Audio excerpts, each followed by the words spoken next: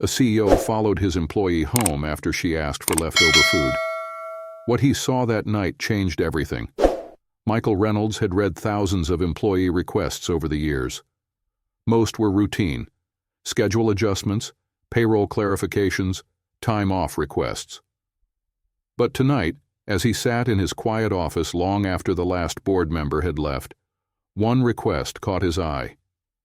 It wasn't a complaint. It wasn't even a demand. It was simple, almost too simple. Would it be possible to take home any leftover meals after my shift? Michael frowned.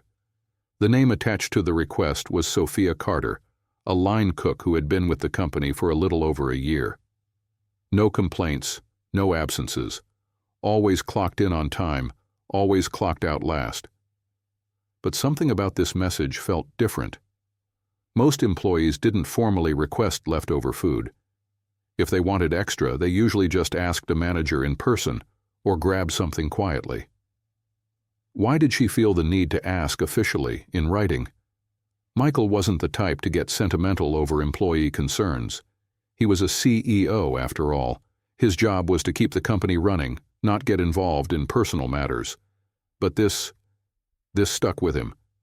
He typed her name into the system, pulling up her profile. 24 years old, no spouse, no emergency contacts listed. That was odd. He leaned back in his chair. Maybe she was just frugal. Maybe she didn't want to spend money on food if she didn't have to. A lot of employees struggled, even in a well-paying company like his. But there was something in the way she phrased it that made it seem like she wasn't just trying to save money. She needed that food. And for the first time in a long time, Michael felt a pull of curiosity he couldn't shake. He glanced at the clock. 10:47 p.m. Sofia's shift ended at 11 p.m. Without thinking, he grabbed his coat, shut down his laptop, and headed toward the back exit of the building. He wasn't sure what he was looking for, not really. But he knew one thing. Tonight he was going to find out. Michael had no idea that what he was about to see would change everything. Michael stepped outside into the cool night air, adjusting the collar of his coat. The parking lot was mostly empty now, except for a few late-night workers finishing their shifts. Across the lot, through the kitchen's back door, he spotted Sofia. She was wiping down the last of the counters, her dark brown hair pulled into a loose ponytail, strands clinging to her forehead from the long hours under the heat of the grills. She moved quickly, methodically, like someone who had done this 1,000 times before. A manager passed by, handing her a brown paper bag. She thanked him with a small nod and tucked it under her arm. That must have been the food she requested. Michael watched as she untied her apron, folded it neatly, and grabbed her worn-out backpack from a hook. Then, without hesitation, she stepped out into the night, making her way toward the bus stop down the street. Michael hesitated. He wasn't sure what he expected to find, but standing here, watching one of his employees leave after a grueling double shift, he felt strange, disconnected. He had spent years at the top. Private cars, first-class flights, executive lounges. The idea of taking the bus after working 16 hours on your feet? He had never once experienced it, and that thought alone was enough to push him forward. Michael climbed into his black sedan but didn't turn on the engine right away. He waited. Sofia stood under the flickering streetlight, arms crossed, shifting from foot to foot. The bus was late. Finally, headlights appeared in the distance, and she stepped onto the bus, barely looking up. Michael tailed behind, careful to keep his distance. He didn't know exactly why he was doing this, just that something in his gut told him he had to. The bus ride was long, longer than Michael anticipated. At every stop he expected her to get off, but she didn't. The further they went, the more unfamiliar the streets became. Streetlights grew sparer. Storefronts turned into boarded-up buildings. The city's skyline disappeared in the rearview mirror, replaced by run-down houses, chain-link fences, and forgotten lots. Michael checked the time. 12:22 a.m. After nearly an hour, Sofia finally pulled the yellow cord, signaling her stop. Michael kept his distance, parking at the far end of the street. She walked with purpose, never slowing down, never looking around. It wasn't a bad neighborhood, but it wasn't the kind of place you wanted to be alone at night either. Then she turned a corner and disappeared behind a row of parked cars. Michael exhaled sharply, gripping the steering wheel. He hadn't even realized he was holding his breath. He pulled forward slowly, careful not to make any sudden movements that might draw attention. Then he saw it. Not an apartment. Not even a small house. A trailer. Sofia stepped up to the door, balancing the paper bag in one hand as she carefully unlocked it. Inside, a dim light flickered on, casting shadows against the thin curtains. Michael sat in stunned silence. This wasn't what he expected. This wasn't what he expected at all. But what he saw next made his stomach turn.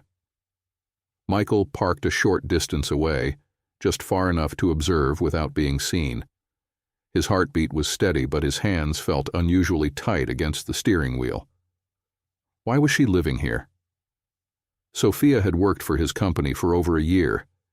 He didn't know her salary off the top of his head, but it wasn't minimum wage. She wasn't a teenager working part-time. She was full-time, working double shifts. That should have been enough to afford at least a small apartment, shouldn't it?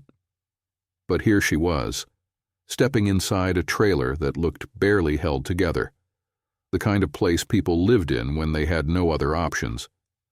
Michael leaned forward slightly, watching.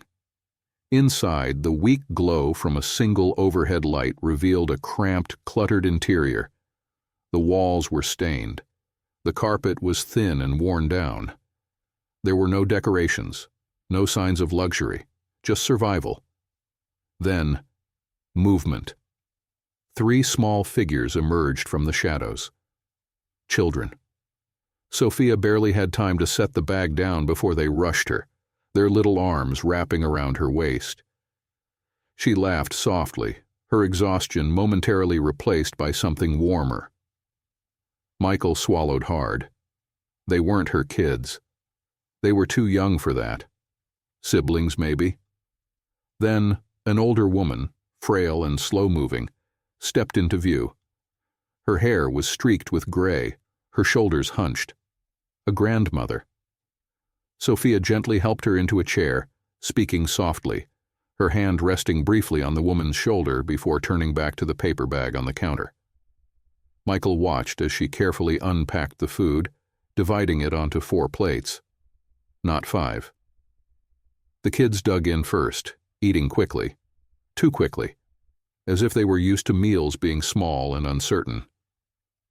The grandmother ate slower, her hands unsteady as she lifted the fork to her lips.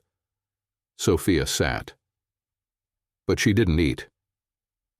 Michael's jaw clenched.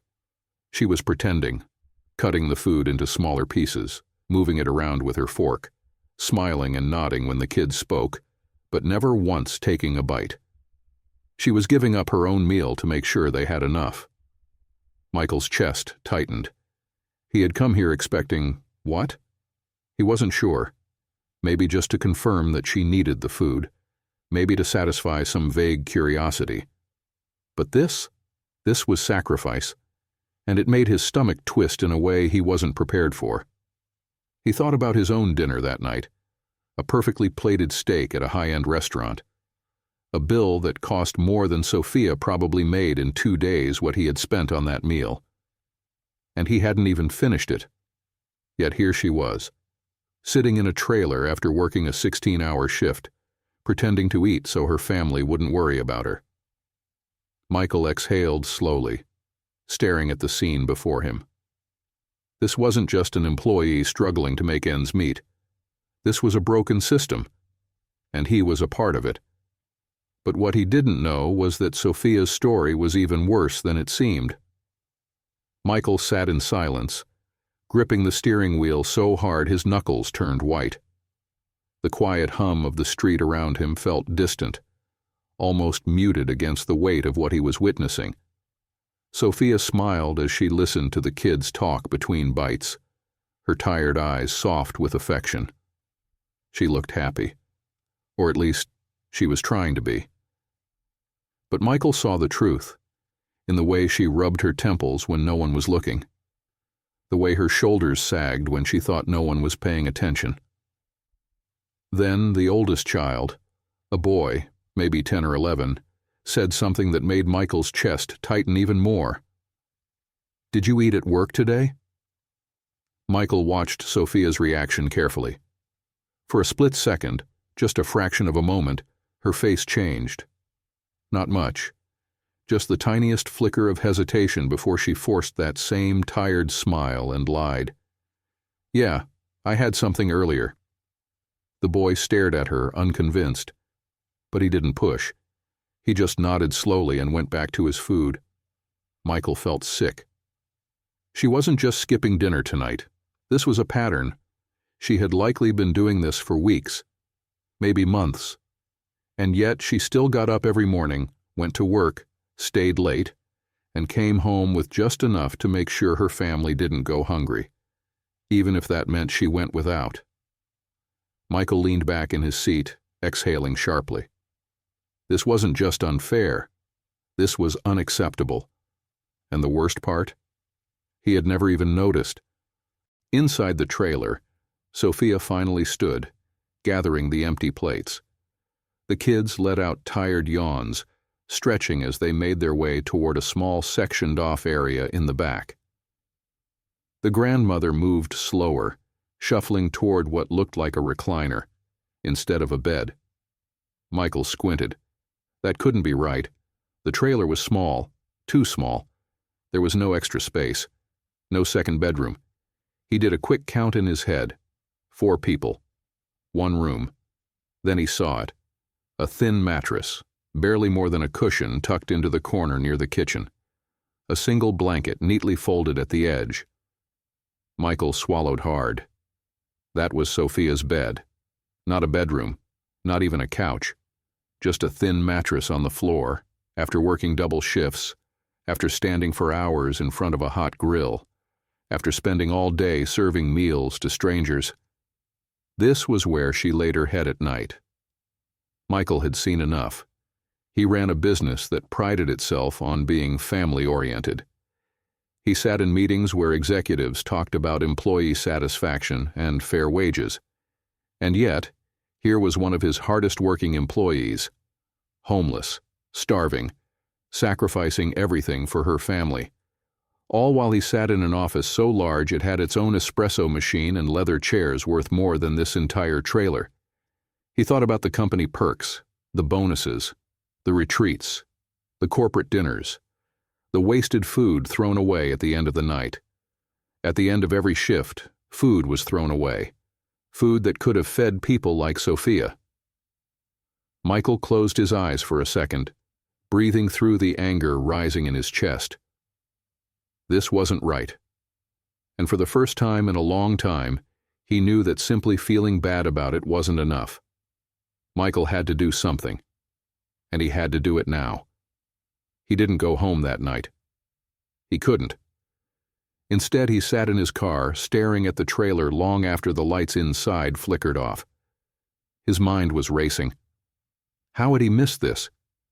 How many other employees were just like Sofia, silently struggling, showing up to work with smiles while their stomachs were empty? He thought about the corporate budget, the salaries of his executives, the thousands of dollars spent on marketing campaigns every month. And then he thought about Sofia's mattress on the floor. His fingers tightened around the steering wheel. This wasn't just a personal failure. This was a company failure, and he was at the top of it. For years he had told himself his employees were well taken care of. He had read reports, approved payroll structures, signed off on policies, but he had never really looked. Tonight, he had looked, and now he couldn't ignore it. Michael picked up his phone and scrolled through his contacts. He didn't hesitate before pressing call. It rang twice before a groggy voice answered. "Sir, it's past midnight. Everything okay?" It was his head of operations, the same person responsible for overseeing the company's employee programs. Michael's voice was firm, unshaken. "Number, everything is not okay." There was a pause on the other end. "What do you mean?" Michael glanced at the trailer one last time before turning the key in the ignition. "We need to fix this. All of it. First thing in the morning." He didn't wait for a response. He had already made up his mind. He hung up. Because this wasn't a discussion. This was a decision. And Michael was just getting started. The next morning, Michael walked into the office with one goal in mind: change. By noon, policies were already being rewritten. Leftover food? No longer optional. It would now be packaged and distributed daily to workers who needed it. Wages? Reevaluated and adjusted, ensuring that no full-time employee would ever have to choose between rent and food again. Emergency assistance? A new program launched, providing financial aid for employees facing hardships. And Sofia? She walked into work that day like nothing had changed, until her manager pulled her aside and handed her an envelope. Inside was a significant raise, enough to move her family into an apartment, enough to let her eat without guilt, enough to give her the security she had been fighting for all this time, and for the first time in a long time, she didn't have to pretend to be okay. Michael had come to work that morning as a CEO. He left as a leader. How many people around us are struggling in silence? How often do we look the other way? If you have the power to help, even in the smallest way, don't wait. Do something. Today,